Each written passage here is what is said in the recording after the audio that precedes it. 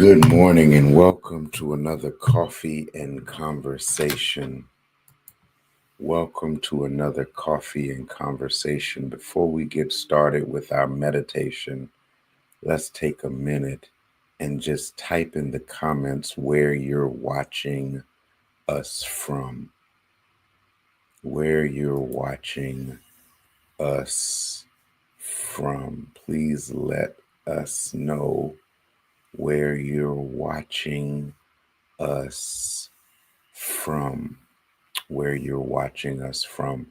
We're going to begin with our meditation.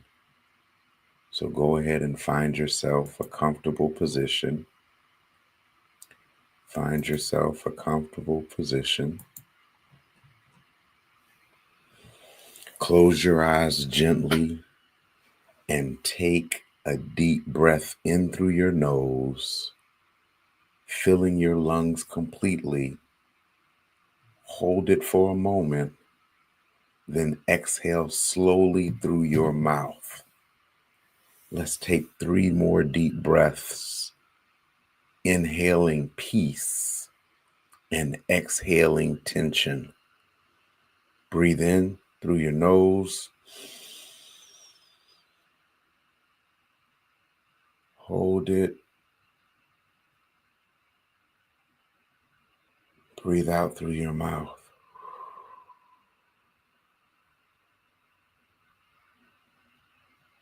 One more time, breathe in through your nose.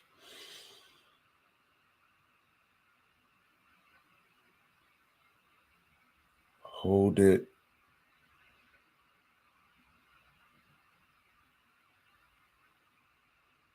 Breathe out through your mouth.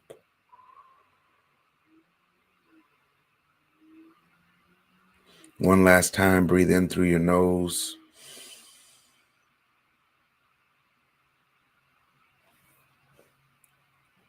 Hold it.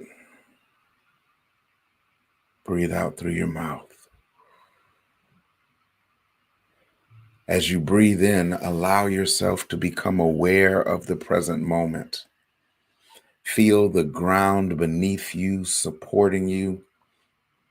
With each inhalation, draw in serenity. And with each exhalation, let go of any stress or worry. Picture yourself as a tree rooted deeply in the earth, strong and steady. Now, bring to mind a challenge you have faced recently or a struggle that still lingers. Acknowledge it without judgment. Recognize the feeling it brings, perhaps sadness, frustration, or fear. Allow yourself to sit with these feelings for a moment. Remember, it's okay to face difficulty. It's part of the human journey. As you continue to breathe, shift your focus to hope. Imagine a warm light beginning to glow in your heart, expanding with each breath. This light represents hope, hope for healing, hope for brighter days. Visualize it growing stronger, illuminating the shadows of your struggles. Let this light fill you, reminding you that even in the darkest times, hope persists. Now, reflect on your own resilience.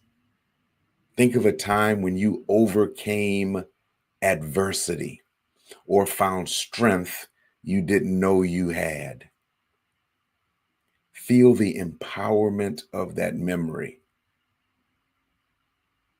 With each breath, recognize the resilience within you that has carried you through tough times. You are capable. You are strong. You have the ability to rise again, just as flowers bloom after a long winter. Let me repeat those affirmations again. Repeat them silently. You are strong. You are capable. You have the ability to rise again, just as flowers bloom after a long winter. Finally, let's invite joy into our hearts. Picture joyful moments, no matter how small, laughter shared with loved ones, the beauty of nature, or a simple act of kindness. Allow these images to fill you with warmth and gratitude. With each breath, let joy seep into your being, mingling with hope and resilience. Know that joy can coexist with difficulty, and it's always within reach. Let me say that again. Know that joy can coexist with difficulty, and it is always within reach. As we conclude this meditation, take a few more deep breaths, feeling the sense of hope, resilience, and joy within you. Breathe in, hold it, breathe out. One last time, breathe in,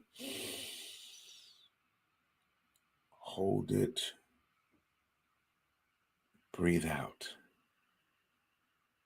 And when you're ready, gently open your eyes, carrying this sense of light with you into your day. Thank you for taking this moment for yourself. Remember, you are not alone, even on this journey. Each step, no matter how small, is a part of your path.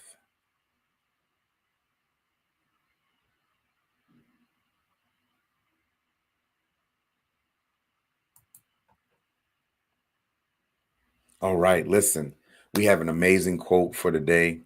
As we continue, remember our focus today is meditation, then it's some mindfulness and meaning, and then it's some motivation, right? So it's meditation, it's mindfulness, and then it's motivation. So we have an amazing quote today coming from co-author Riley.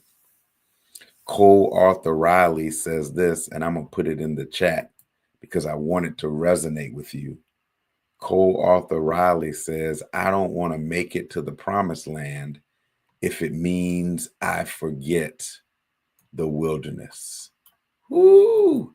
I don't want to make it to the promised land if it means I forget the wilderness. I want you to sit with that for a second. I want you to sit with that for a second. And I want you to, after you have sat with it, I want you to type in the comments what that means to you. Co-author Riley says, I don't want to make it to the promised land if it means that I forget the wilderness. I don't want to make it to the promised land.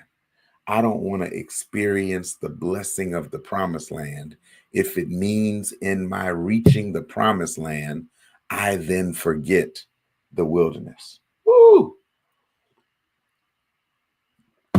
How does that speak to you?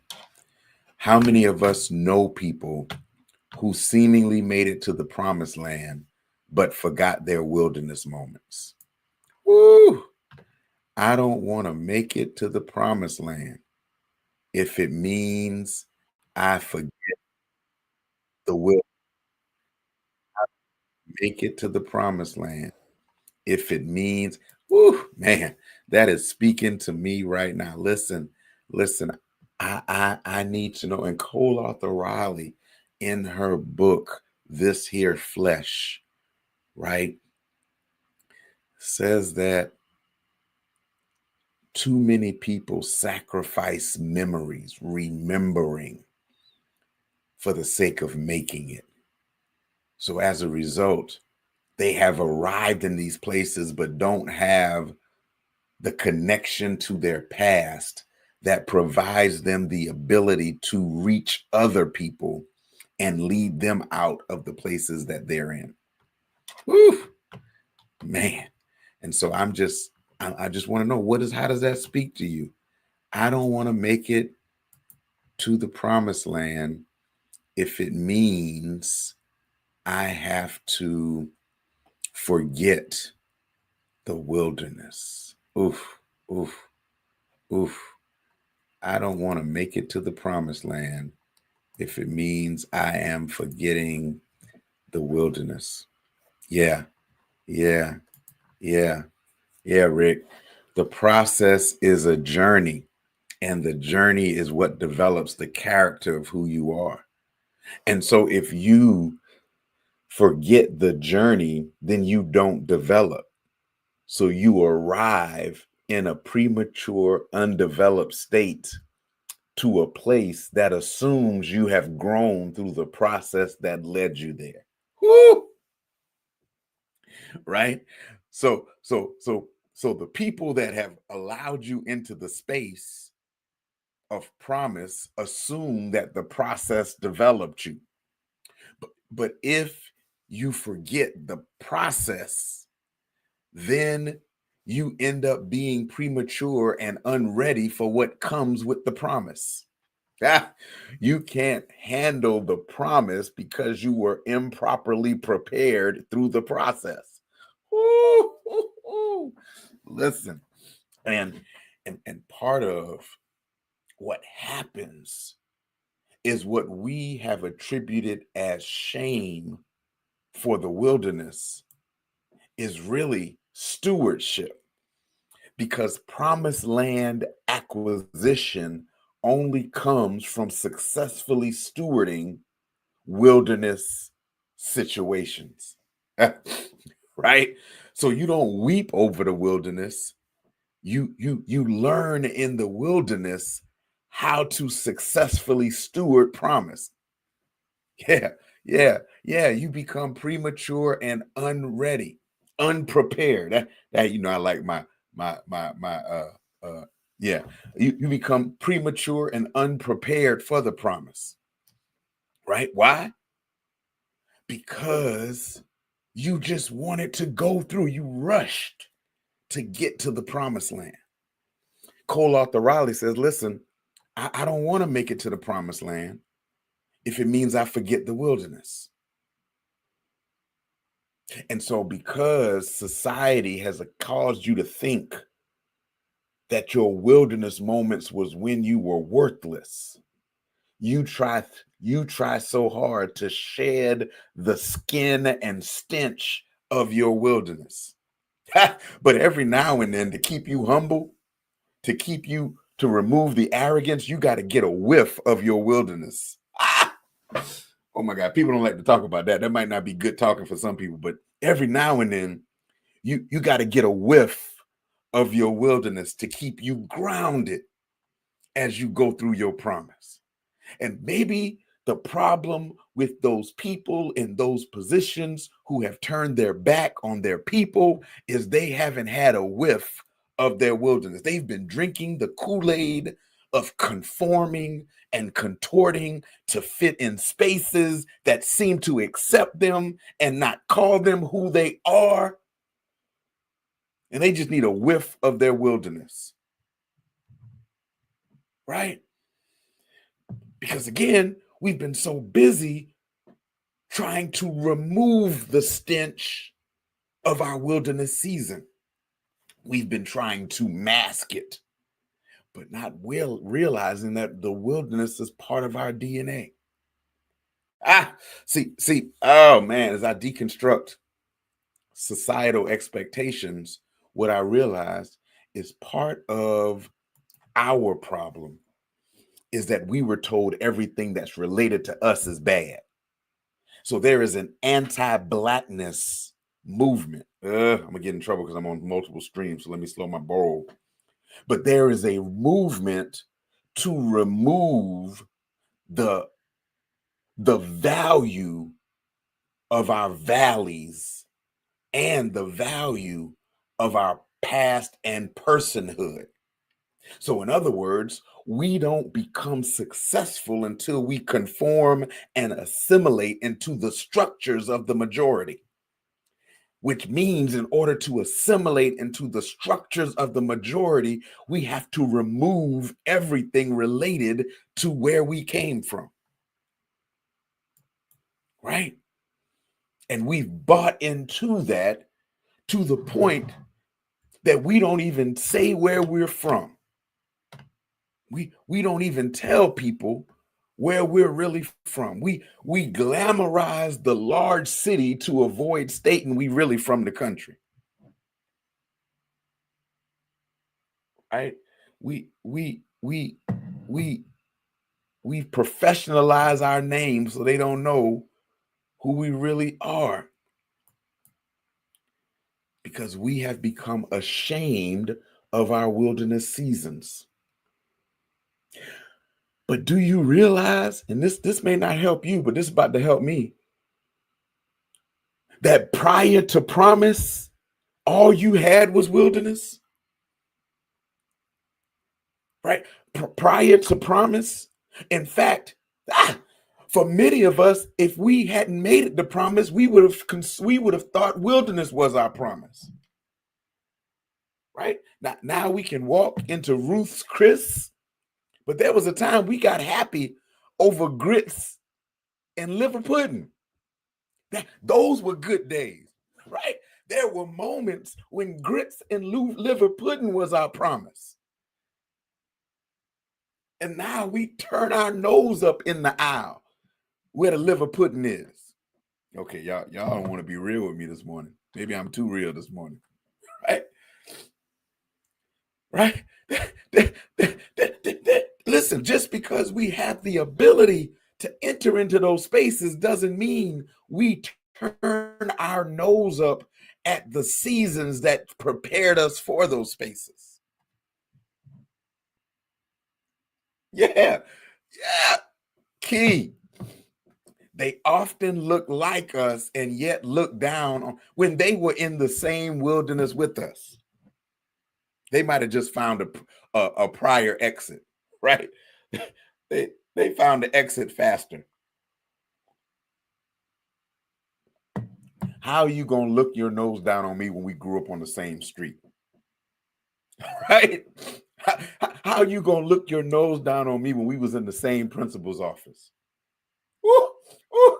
Listen, how you gonna look your nose down on me when we bought weed from the same weed man? Right? How you gonna look your nose down on me when we drank from the same Schlitz malt liquor can? How you gonna look your nose down on me when we both got evicted from our apartments the same week? How dare you allow your promised land to cause you to forget your wilderness, as if your wilderness was a worthless season? That may be the problem, that we have lost the ability to value our valleys. That's it. We've lost the ability to value our valleys, not realizing that the valley was all we had until we found the strength to climb the mountain. But the valley was the momentum we needed.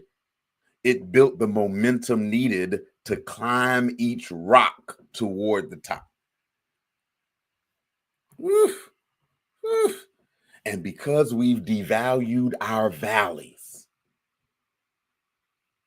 we have forgotten the necessary lessons needed to navigate our new spaces.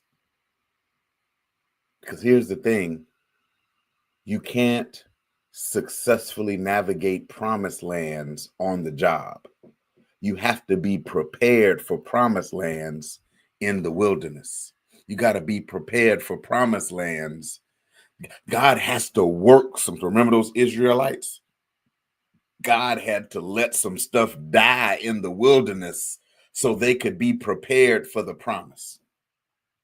Then God, after God let some stuff die, God sent Moses through the book of Deuteronomy to reteach the lessons again as a pretest in preparation for what was going to take place. And they were able to do in 4 chapters what they were unable to do in 4 books. Woo! Because they properly passed the pretest of Deuteronomy to be released to the 4 chapters of Joshua to be able to make it over to Jordan. Right? So Cole Arthur Riley simply says this. She says this. She says, I don't want to make it to the promised land if it means I forget the wilderness. I don't want to get the degree and get the job. I don't want to win the mega millions if it causes me to forget the days when I was worried about my light bill being paid. If it causes me to forget the days where I celebrated the light coming on the gas tank because I knew if the light came on Wednesday, I could make it till Friday. I don't want to get to these upper echelons of success if it causes me to turn my back on my people who haven't reached the first rung yet. Let my wilderness teach me how to be empathetic about those in the wilderness with me. Right? Allow my pre-promised land preparation to also teach me how to build ladders and bridges. Yeah. God, listen. So when I make it, the first thing I do after I praise the Lord for making it is send down my ladder. The first thing I do after I praise the Lord for helping me cross over is extend my bridge. Because I don't want to just I don't want to just make it and forget, but I also don't want to be in the promised land alone. How poor of a steward would you be if God allowed you a season to get to a space and you selfishly decide you want to stand there alone? How dare we? How dare we? How dare we? Listen, I'm done. I've been on here too long. But I simply want to remind you that no promised land is worth forgetting your wilderness. Right? Never become so arrogant in the spaces you're in that you forget the spaces you were. Right? Don't get so arrogant celebrating your current that you forget you're coming through. You're coming up. Because here's the thing, right? And I'm done.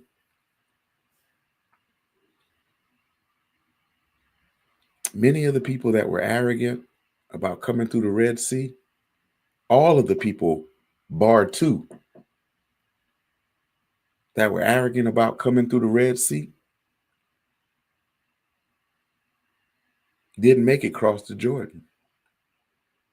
That's so crazy to me, right? It took 4 books of the Bible, 40 years after navigating the Red Sea, which was a big body of water. And those people didn't trust God enough to be allowed to cross the little Jordan River. Listen, I need you to understand. Don't think that just because you came over that God that automatically entitles you to go through that. Mm-mm. God's going to see how you steward your last season before God sets you up to enter your next season. So value your wilderness, the in between, the season of waiting. Value and steward your wait so that you can be ready to walk in what God has for you. Again, Cole Arthur Riley simply says this, right? She says, I don't want to make it to the promised land if it means I forget the wilderness. And all I'm telling you on this day is stop devaluing your valley. Stop finding your wilderness worthless. Stop buying into the narrative that you got to reach certain heights to have value and to have worth. The reality is this: every place God has placed you contains what God needs for you to grow into your next place. So steward your wilderness, steward your current season while you climb. But don't critique it, don't criticize it, don't curse it. Stop cursing. Stop letting people cause you to curse your wilderness. Ooh. Stop letting people cause you to curse your wilderness, where now you're ashamed of where you were. You're ashamed of the streets you lived on. You're ashamed of who you used to be. No. Who you used to be is the only reason you are who you are. Listen, if you weren't who you used to be, you wouldn't have learned the lessons needed to be who you are. Oh, God Almighty. Stop letting people cause you to look down on who you used to be, because who you used to be helped you get here. I'm done.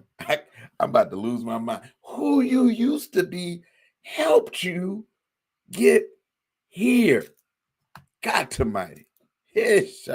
Listen, stop letting people make you feel bad about who you used to be. God Almighty. Oh my God, I'm about to run. Who you used to be helped you get here. Mm, mm. Oh, I gotta go. Listen, I love you all. Man. Now y'all sit and think about that. Because if you weren't who you used to be, you wouldn't have found your way to this place right here. Every experience, every moment, every disappointment, every trouble got you to this place. God used it. God worked it. God weaved it together. That was my weaving. God crocheted that thing to get you to where you are now. It would never have happened had you not been. So don't let them make you feel bad about your past. Don't let them make you feel bad about all the things you did. Don't let them make you feel bad about who you used to be.